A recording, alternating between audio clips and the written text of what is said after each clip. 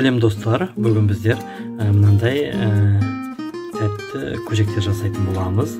Бұл көжектер балалардың туған күндерінде, бесік тойларда, немесе мектептердегі шағын шараларда, ата-аналар жиналыстарында, немесе балалармен жүргізетін мерекелерде қолдануға болады. Тіпті қарапайым педагогтар семинарларында да тәтті ретінде ұсынуға болады.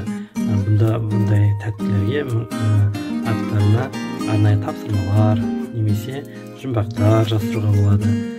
Балалардың туған күндерінде сыйлық ретінде ұсынуға да әбден болады. Жасалуы өте оңай. Арнайы ол үшін бізге мынандай чупа-чупс сияқты тәтті конфеттер қажет, және қоян көжектің арнайы шаблоны. Біздер ол шаблондарды мынандай қылып қиып аламыз.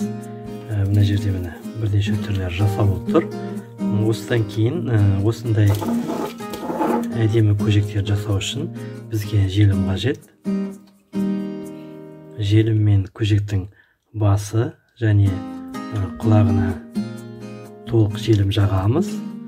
Содан кейін ішіне біздің конфетімізді орналастырамыз. Қалай ыңғайлы, солай өздеріңіз орналастыра берсеңіздер болады.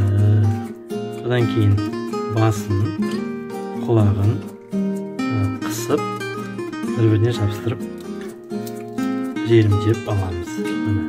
Бар болған осы.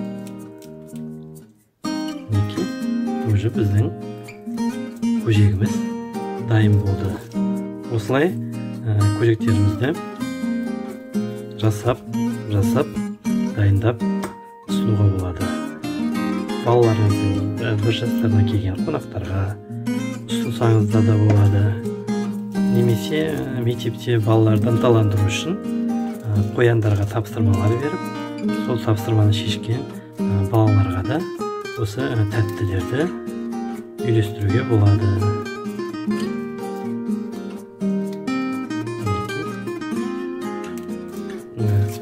Қарапайым осы конфетті осылай қолмен бергеннен әдемі көжек ретінде ұсынсаңыз қызықты болады деген ойдамын.